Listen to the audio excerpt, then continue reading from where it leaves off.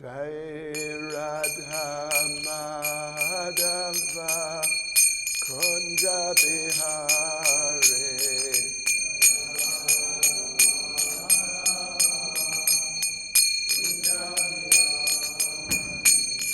Jaya Radha Madhava Kunja Bihari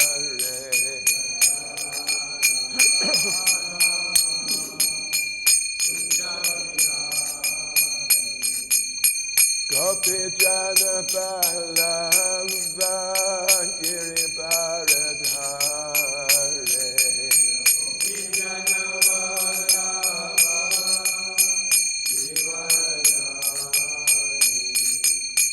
Gopi Jana Balava Giri Bharadhare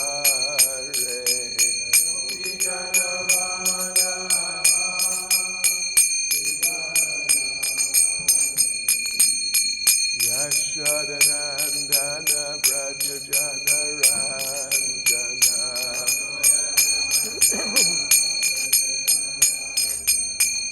Yashodanandana Braja Jana Ranjana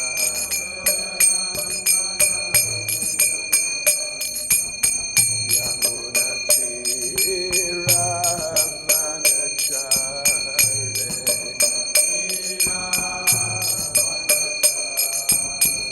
Yamunatira Vanachare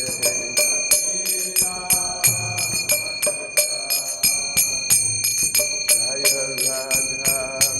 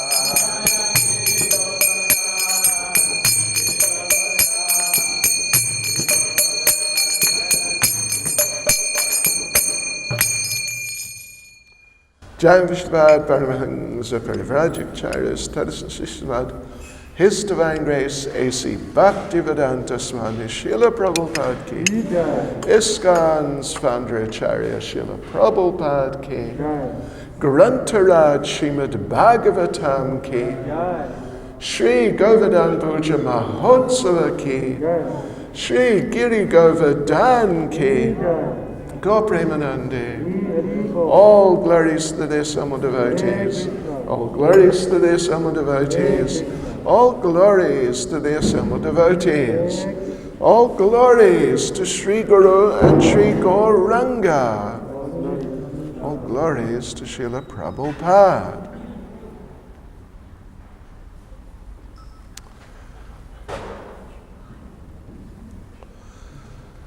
Hare Krishna.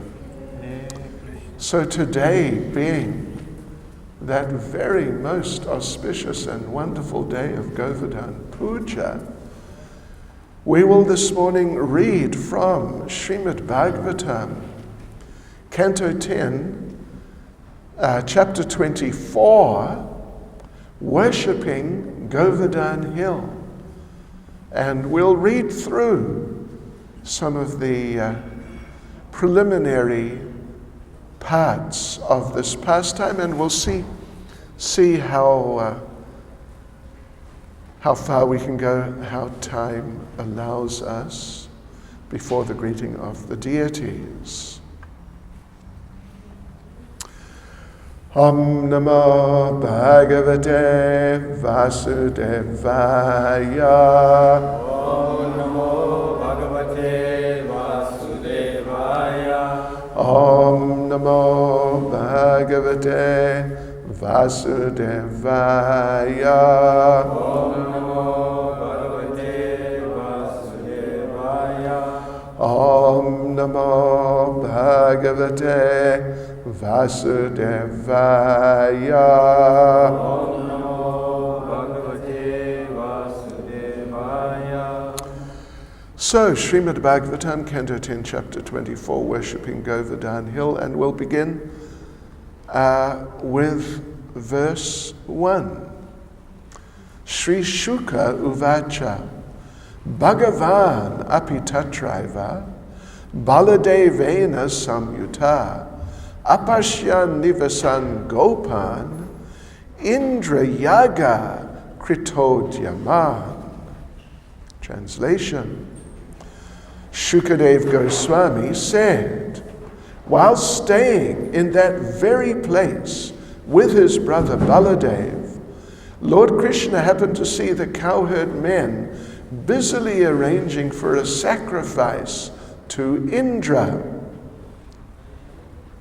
In that very place means where the Brahmins had been doing their sacrifice and where the wives of the Brahmins came to offer prasadam to Lord Krishna. So, yes. So let's just carry on.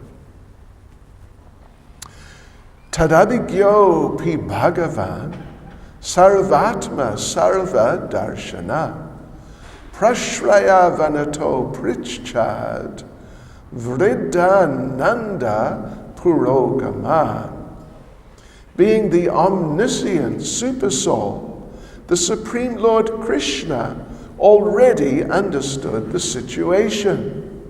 Yet he still humbly inquired from the elders, headed by his father Nanda Maharaj. So,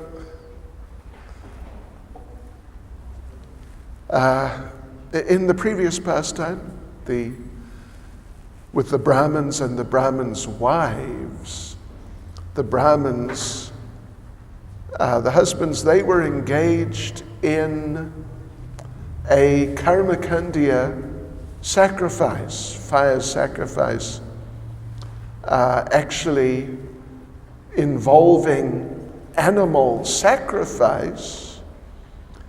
And particularly it was for the satisfaction or an attempt to give satisfaction to certain demigods.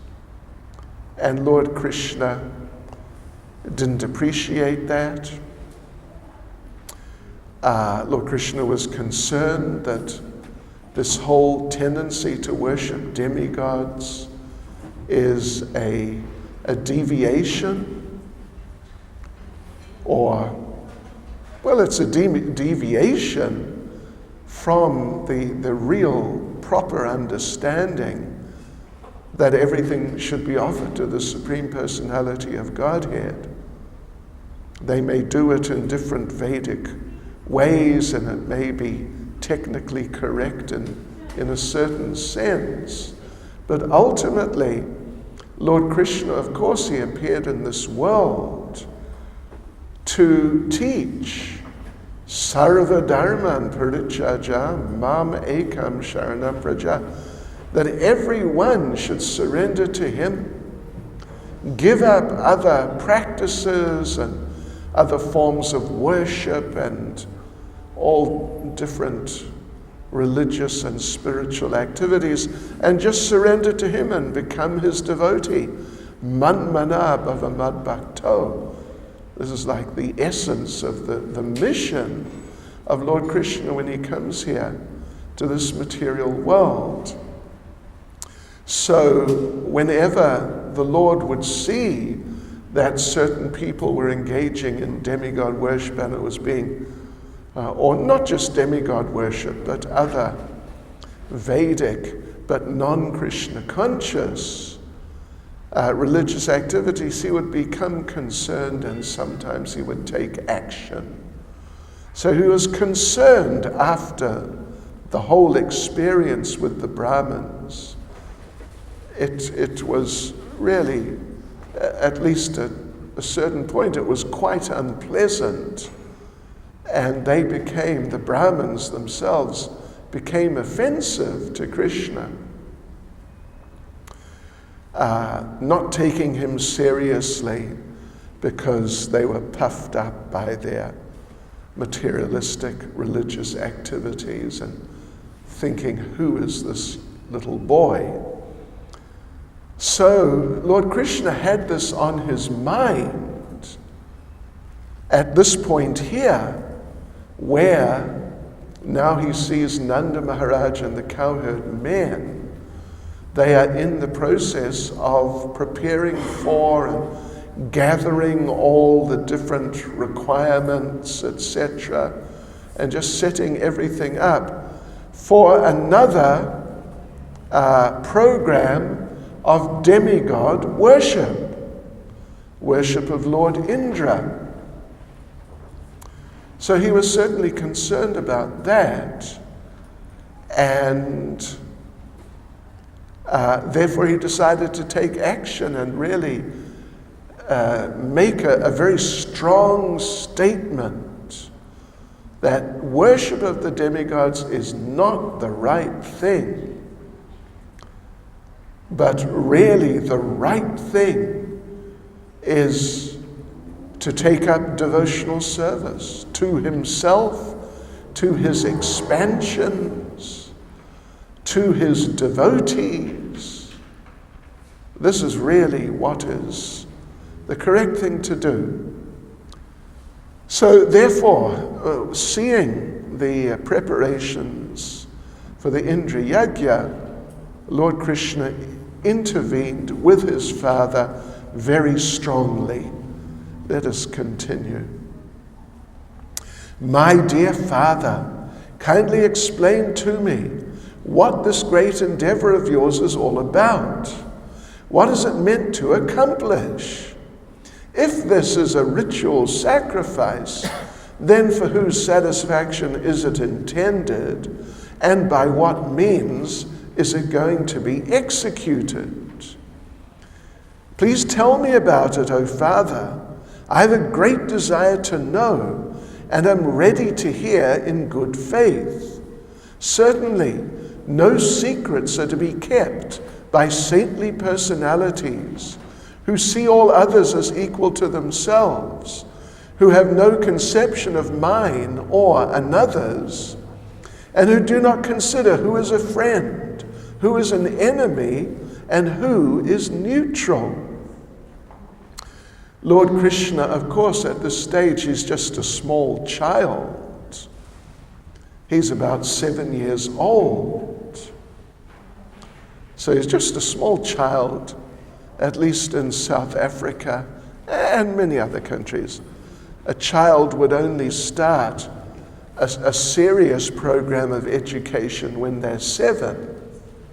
Before that, it's just play school and just playing around. And it's certainly not a serious program of really learning for the purpose of creating a better future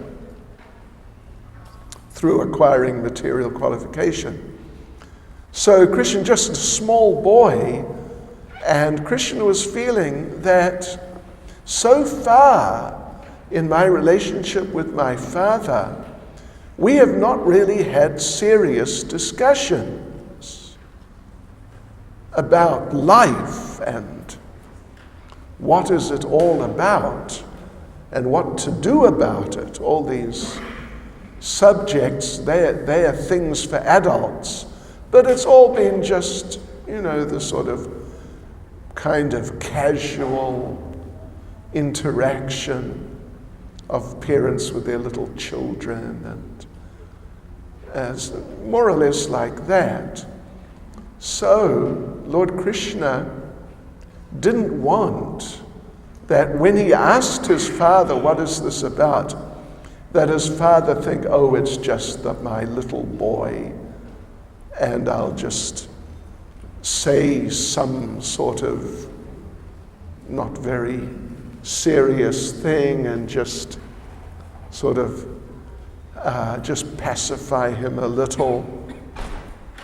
Krishna wanted to show that I'm really thinking here and I'm capable of understanding, so give me a good answer.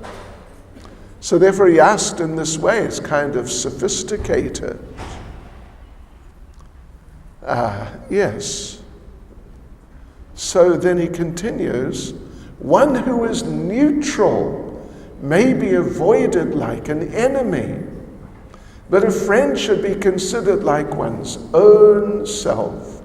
This is our little Krishna speaking. That's a pretty philosophical idea. Had you thought like that?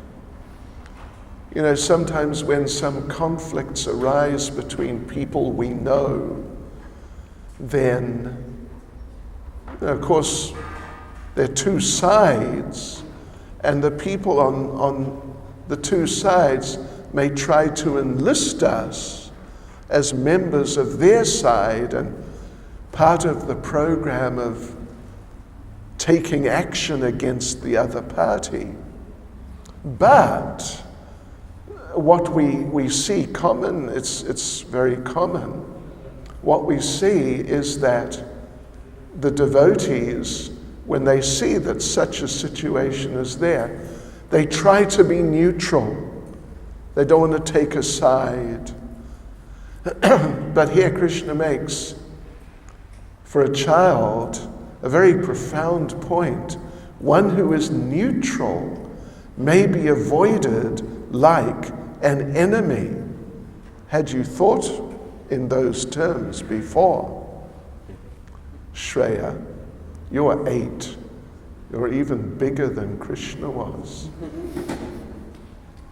Maybe we hadn't really thought like that. Better to be neutral, don't take a side, be everyone's friend. But the point is that if you are half friends with one side and half friends with the other side, that means you are half an enemy to each side, because you're not fully the friend.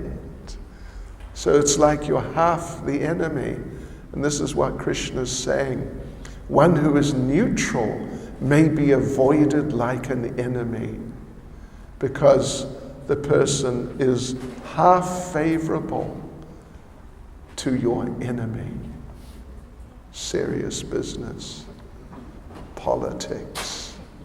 We try to avoid it as much as possible. Okay, so but the basic idea, Krishna, of course, Krishna is Krishna. He's never just a little child who's just not very competent or, can't really think clearly about complex matters. Krishna is Krishna. And he wants to make some very serious points to convince his father and the other cowherd men that actually it is the wrong understanding that we do this Indra Yajna. We should understand on a higher level. This is his goal, but in order to do that, he has to be able to present himself in such ways that his father and his father's associates will take him seriously and actually listen to what he says and consider it and become convinced. Not just the playful little words of a child. So therefore he's presenting himself like this. When people in this world perform activities, sometimes they understand what they're doing and sometimes they don't. Those who know what they're doing achieve success in their work, whereas ignorant people do not. Of course, that's a very important point. There's a famous saying that where ignorance is bliss, it is folly to be wise. Where, if you're in ignorance, you feel very happy. If you're in such a situation or condition, then to be wise is foolish. How does that sound? Does it sound like a good idea? How could it be wise to be foolish? Anyway, we'll leave that one with you. But this is what Krishna's saying. This is what Krishna's saying. That let us not just do something just for no reason. Let us become situated in knowledge of what we're doing right now. And then we'll be successful in what we're doing or what we're going to do. Such being the case, this ritualistic endeavor of yours should be clearly explained to me, Krishna, age 7. You have to explain it in very reasonable ways. Is it a ceremony based on scriptural injunction or simply a custom of ordinary society? So Nanda Maharaj responds. Shri Nanda Uvacha Parjanyo Bhagavan Indro Megastasyatma Murtaya Te Bivarshanti Bhutanam Prinanam Jivanam Paya. Nanda Maharaj replied, the great Lord Indra is the controller of the rain. The clouds are his personal representatives, and they directly provide rainwater, which gives happiness and sustenance to all creatures. Not only we, my dear son, but also many other men worship him, the Lord and Master of the rain-giving clouds. We offer him grain and other paraphernalia of worship produced through his own discharge in the form of rain. So Nanda Maharaj is taking him reasonably seriously, actually.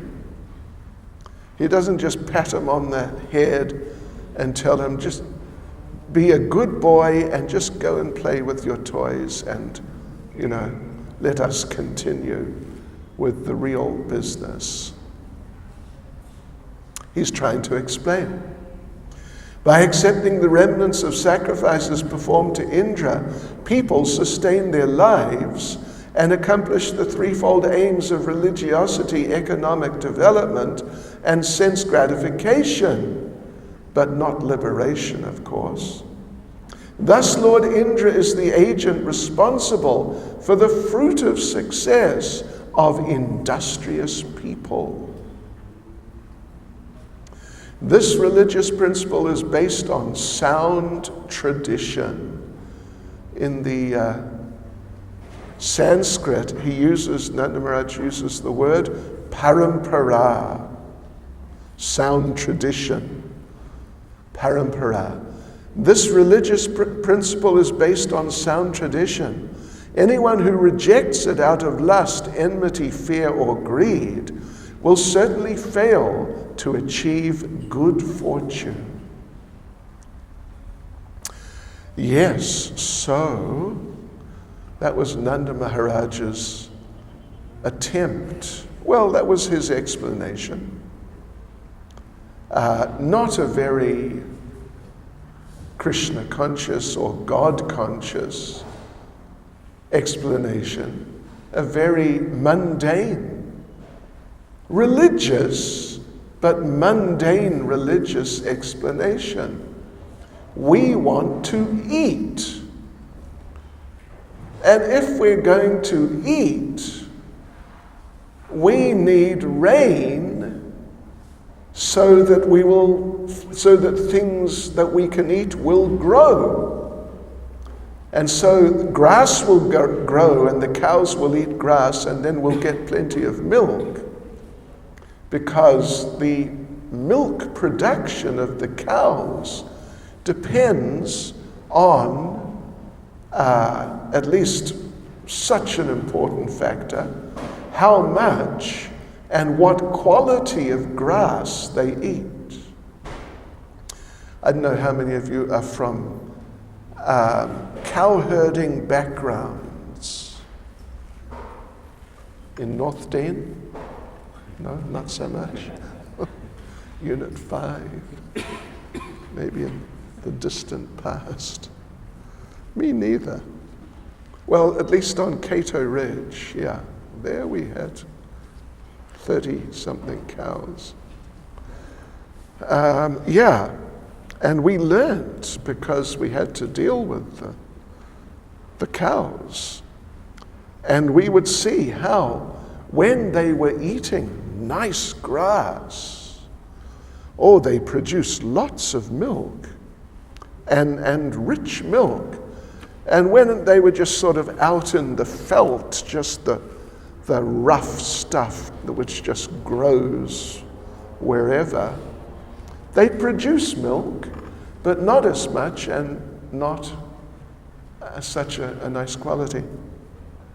And I remember one of our neighbors, or someone living not far away, who was friendly and supportive of our cow protection program. He saw we were growing a particular area. We had planted special grass, and we were watering it and looking after it, and it was growing very lush, very rich green color. And this gentleman came over and he saw that, and he was taken aback. And he said, "This is green gold." Yeah, this is green gold, because it's so good for the cows. Means we'll get so much milk, which we can sell or use, and so it's got a financial sort of implication. Okay, so Krishna now replies. When Lord Keshava, Krishna, heard the statements of his father Nanda and other senior residents of Raja, he addressed his father as follows to arouse anger in Lord Indra.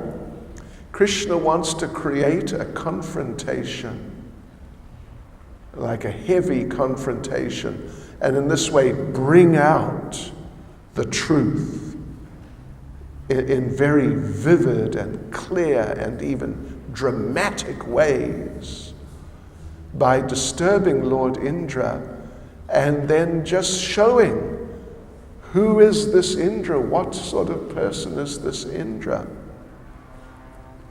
Lord Krishna says, well, actually, we must now give a little introduction.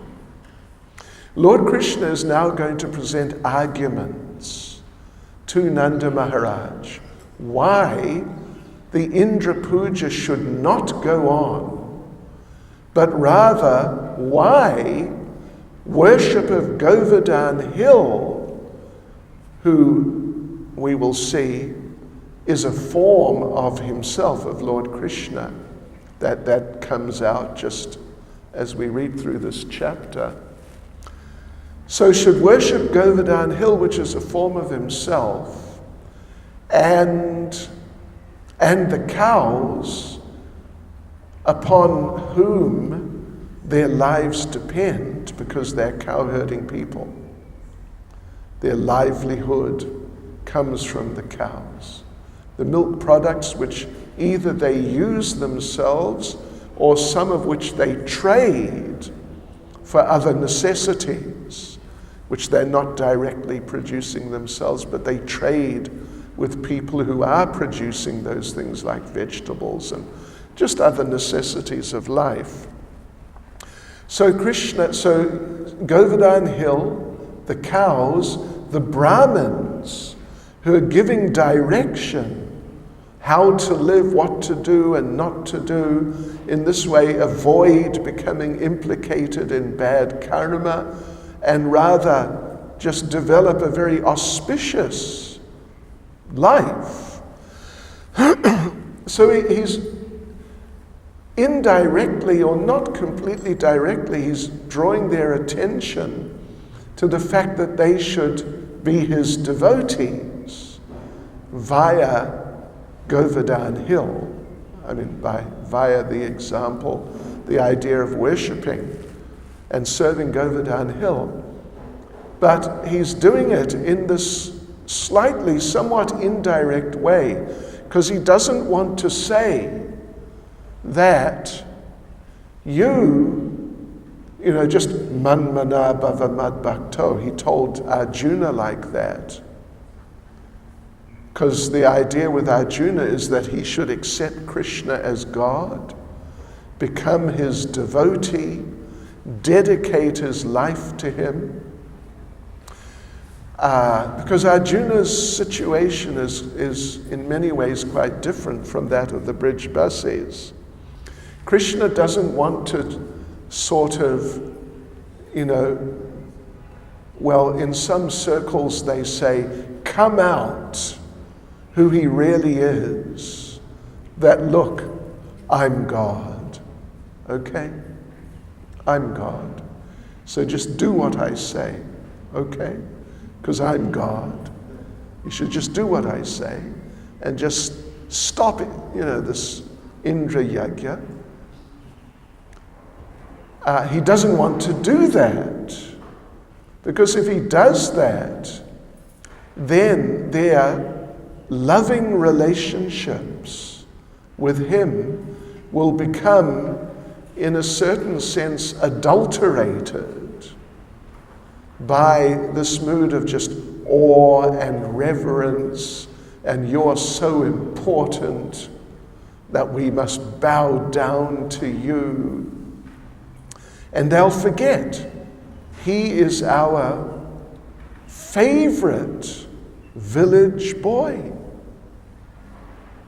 They'll forget that he's just this wonderful, wonderful village boy who they love. They'll forget that, and they'll think, we got to take him very seriously because he's God. Yeah. No more chastising him. for stealing butter. None of that. Whenever he walks by, offer obeisances. And if he walks back 30 seconds later, offer obeisances again. And if he comes by a couple of minutes later, obeisances again. You don't do that with a little child who you love. Am I right? Yeah, it's a completely different relationship. And it's much deeper in terms of affection, love, than just being very respectful and formal. So Krishna doesn't want to put them in such a situation where they start to realize too clearly that he's God and he's not just one of the village boys. He wants to do it to stop the Indra Yajna, but in such a way that they maintain their informal and just very natural, loving relationships with him. So therefore, what he does, how he argues to convince them not to do the Indra Yajna, but to do the Indra Puja and also worship the cows and the Brahmins like that. Krishna presents an illusory philosophy. It is not correct. I mean, there are elements in it which are very convincing, and they sound like, at least they've got a lot to do with the normal understandings of Krishna consciousness, but actually they're not. They're somewhat different, and the differences are very important, like deviations from the truth. Of course, if we didn't have Srila Prabhupada to explain that to us, then after reading the next so many verses, we would come out thinking, yes, it's called karma mimamsa. This philosophy that karma is God. This is the truth, and we would have missed the real point. Anyway, let's go through. Lord Krishna said, "It is by the force of karma that a living entity takes birth, and it is by karma alone that he meets his destruction. His happiness, distress, fear, and sense of security all arise as the effects of karma. Even if there is some supreme controller who awards all others the results of their activities, he must also depend upon a performer's engaging in activity. After all, there is no question of being the bestower of fruit of results unless fruit of activities have actually been performed."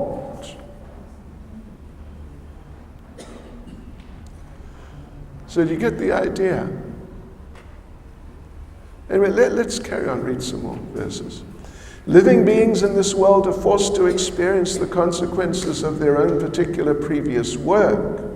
Since Lord Indra cannot in any way change the destiny of human beings, which is born of their own nature, which is born of their karma, why should people worship him? Every individual is under the control of his own conditioned nature, and thus he must follow that nature. This entire universe, with all its demigods, demons, and human beings, is based on the conditioned nature of the living entities. Because it is karma that causes the conditioned living entity to accept and then give up different high and low-grade material bodies, this karma is his enemy, friend, and neutral witness, his spiritual master and controlling Lord. Therefore, one should seriously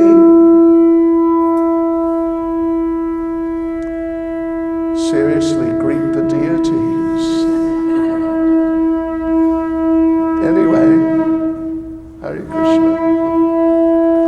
It's almost unheard of that they're ready on time, but anyway, that's all right. So, tune in later. Well, I can do.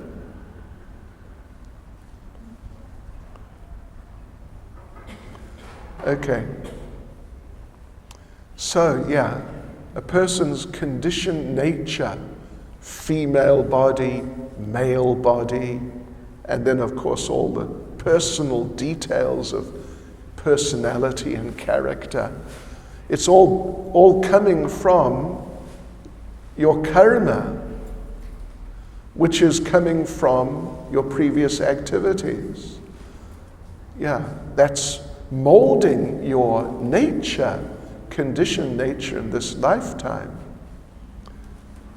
And what can Lord Indra do other than make sure you get what you deserve?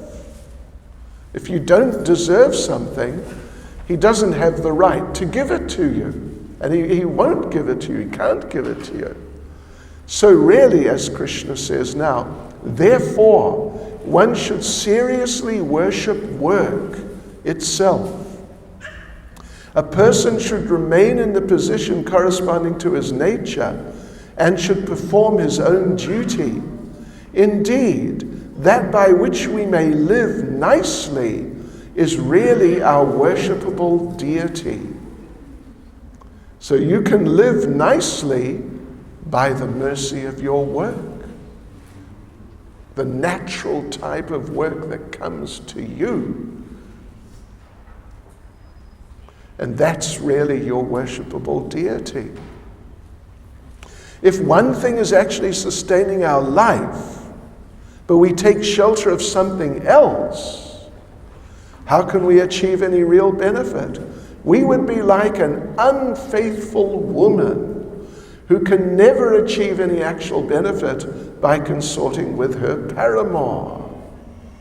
The Brahmin maintains his life by studying and teaching the Vedas.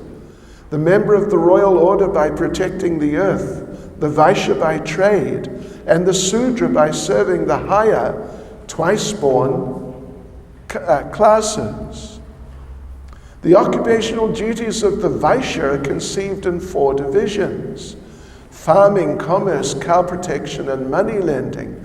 Out of these, we as a community are always engaged in cow protection.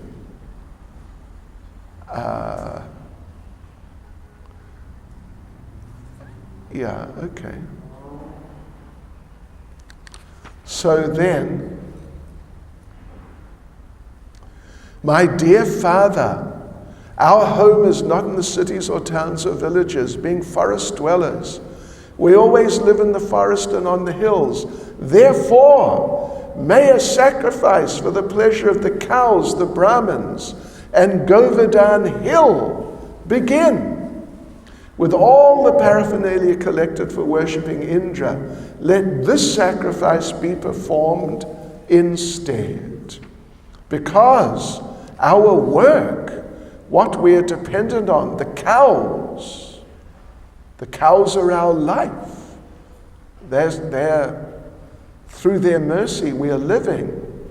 And the cows are dependent on Govardhan hill, because they go there every day to eat grass.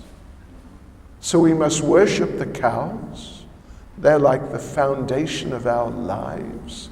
And we must worship Govardhan hill because the cows are sustained by the grass on Govardhan hill. And then, of course, the Brahmins are directing us in our lives. So, let's do like that. Let many different kinds of food be cooked, from sweet rice to vegetable soups. Incidentally and interestingly, the Sanskrit word for soup, do you know what it is? Soup. Or super soup, soup, yes.